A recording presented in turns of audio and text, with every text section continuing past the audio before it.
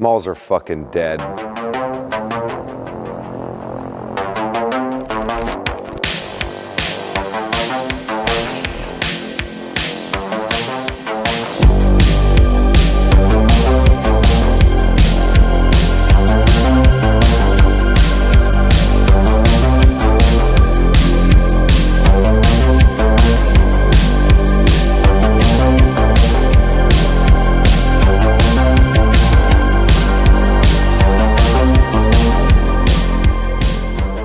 The American shopping mall, a beautiful multi-storied superstructure of materialism that's fallen into irrelevance in the new world. Malls used to be a staple in popular American culture. They used to be a symbol of the American dream. Enormous shopping centers packed to the brim with everything that you could ever want. Arcades that you could hang out at with friends after school, food courts that you could eat in, and retail outlets that you could buy shit that you didn't need. But in the past 2 decades, due to a perfect storm of external factors, malls have begun to silently rot away while the world moves on. The simple fact is, these motherfuckers are on their way out. The idea of Free or Dead is to explore different aspects of our culture and analyze what makes America the country that it is today. While malls are not a strictly American thing, some of the biggest shopping malls are located in China, Thailand, and the Philippines. Modern indoor shopping malls are an American invention, and they incorporate many different aspects of our culture. The materialism, gluttony, and hedonism. The fact that you can order an M&M Blizzard from a Dairy Queen Orange Julius and then walk into a JCPenney and buy shoes that you don't need that were outsourced from a sweatshop in Taiwan, that shit is as American as eating apple pie during a mass shooting. I traveled the US to see the once thriving titans of the retail industry that have deteriorated into empty carcasses of consumerism.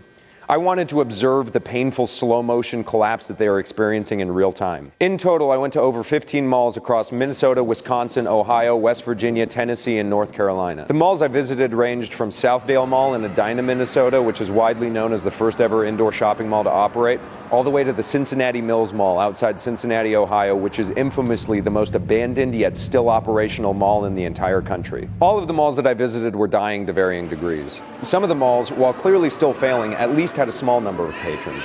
They were clean, functioning, and well kept, while others that I visited were completely desolate, void of any human activity, waiting for the final death blow to the neck that will inevitably come from an axe that was ordered on Amazon Prime to put them out of their misery. It's a little dramatic, but you get the point. The polo hiking boots show he has style. What could be more American than a polo sports sweatshirt with our American flag? Americans are obsessed with the idea of buying shit. It doesn't matter what it is. We'll fork over whatever money it costs to fill a deep and seemingly infinite void within our souls. Materialism is built into us. It's in our fucking blood. It's an integral part of our culture, our history, and of course, our economy. It doesn't matter if we don't need something. It doesn't matter if it doesn't fit within our budget. It doesn't even matter if it was made by a literal child slave. We need it. We need coffee cups with our favorite ironic quotes on them. We need high-performance Bluetooth cat ear headphones with 12 LED light-up colors and 6 types of conversions. We need cameras and books and illuminated wall clocks and essential oils and little juniper bonsai trees that we can put on our desk at the office.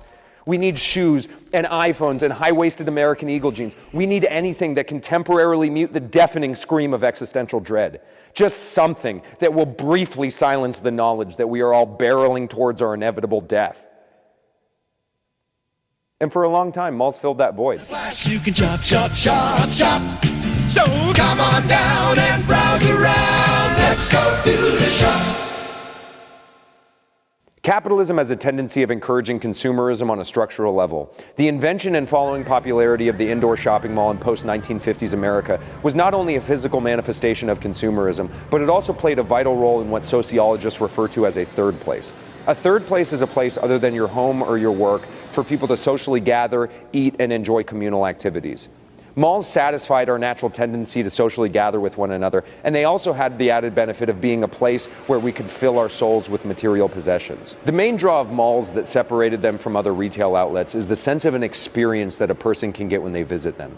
Malls are not just a place to buy a flat-bill New York Yankees hat from Lids, or a Stewie Griffin bobblehead from Hot Topic, or a boob cup from Spencer's. Malls are places that you can go with a group of friends, go eat cheap food, and go to an arcade. They're glorified, multi-storied, air-conditioned air-conditioned warehouses where parents can go visit, shop at their leisure, and let their kids run around a built-in play area. Malls have spas, massage chairs, and miniature golf courses. They have bouncy house play places, coin-operated truck rides, large communal gathering areas where you could sit and brag about the new back massager that you just got out of Brookstone. And the haunting thing is, they still have all of those, but they're empty.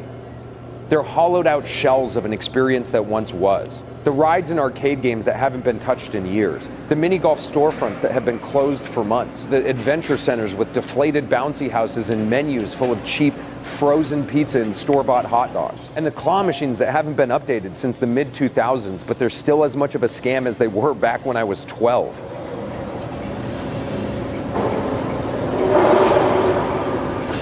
These are parts of the mall that only generate revenue when people not only show up, but view the mall as a place to gather and engage in a social experience with one another. These places are empty vessels of curated fun that have been deserted for years, with little to no hope of any sort of revival. The 80s are widely known as the heyday of shopping malls within the United States. More than 16,000 shopping centers were built in the US between 1980 and 1990. This explosion of mall development was not only due to the growth of suburban areas all across the country and prosperity of the post-World War II American economy, but it was also due to a tax incentive aimed to boost commercial development by incorporating an accelerated depreciation value tax write-off of commercial real estate, which benefited landowners and their investors alike. Honestly, all that shit is really fucking boring to explain, so if you're a stupid nerd, I put links to all of that information in the bio of this video. But the point is, the combination of all of these factors led to an explosion of mall development in the 60s, 70s, 80s, and 90s, which in turn saturated the retail market, causing a hyperinflated number of malls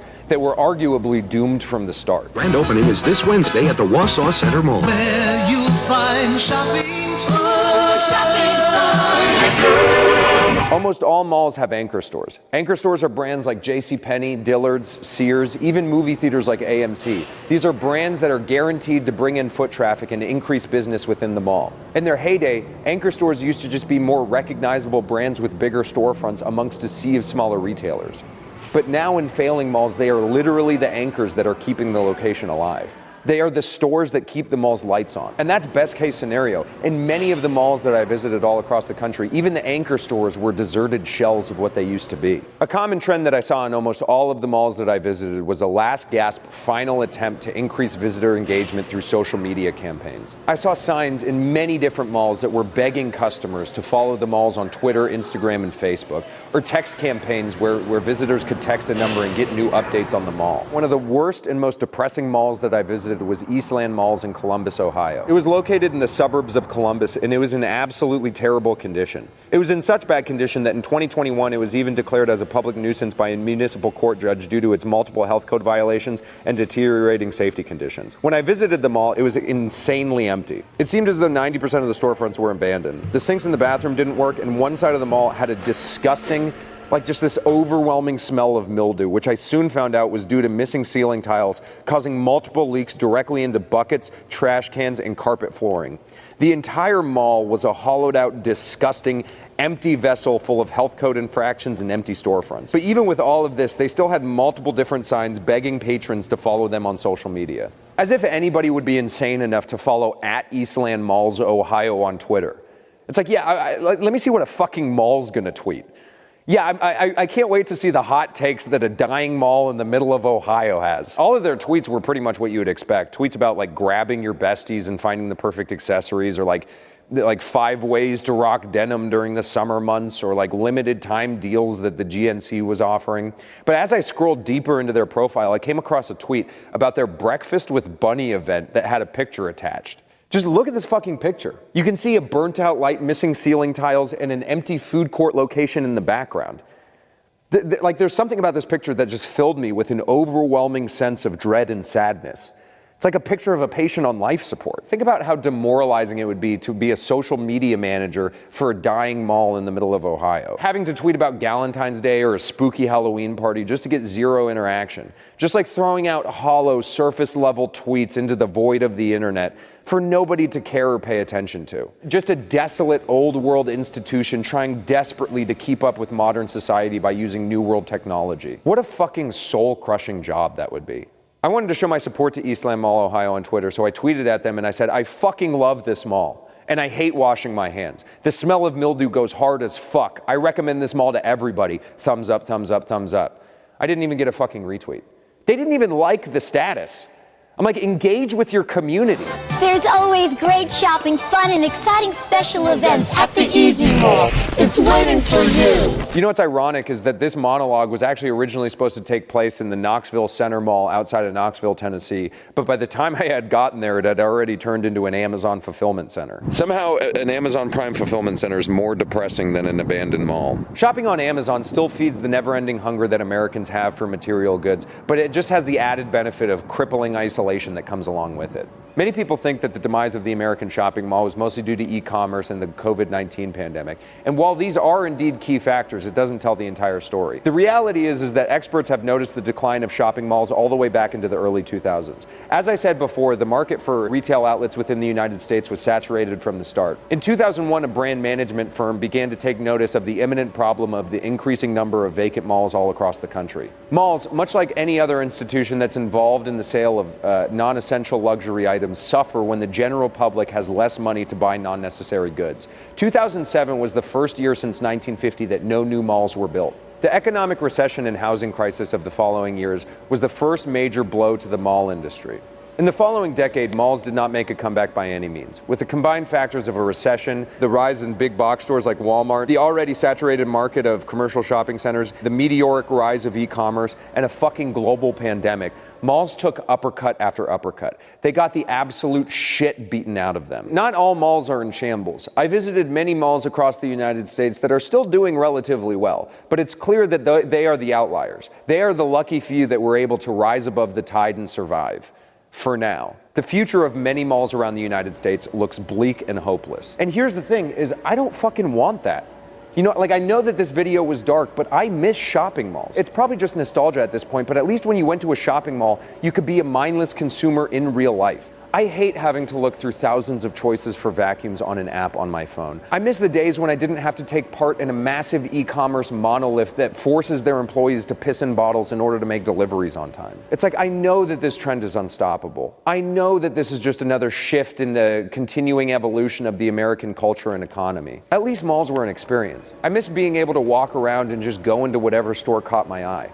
I miss being harassed by retail kiosk employees in between going to stores. I miss the smell of the food court and riding escalators and meeting up with a group of friends after school and, you know, hopefully seeing another group of girls that we would all be too nervous to talk to anyway.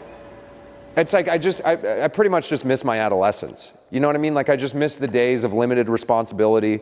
Like when global pandemics, rising sea levels, and the threat of violent political revolution was just shit that you saw on TV and movies instead of actual, legitimate, real-life threats to society. But unfortunately, capitalism doesn't give a shit about nostalgia. Efficiency, convenience, and the relentless evolution of the free market doesn't stop for anything or anyone. For better or for worse, we're all cogs in the machine of the global economy that delivers goods and services as quickly and as cheaply as possible. Whatever all of this evolves into, we have no choice but to accept it and take part in it. I guess my point in all of this is to say, just be mindful of what you buy and where you buy it from. Go the fuck outside. Hang out with your friends. Go support businesses that act as third places like locally owned bars, restaurants, and cafes. We're all mindless consumers to one degree or another, so if you're gonna indulge yourself and buy shit that you don't need, at least make an experience out of it. Also, if you get the chance, go out and explore and support your local mall before it inevitably turns into yet another massive Amazon fulfillment center, or is left to rot away like this one.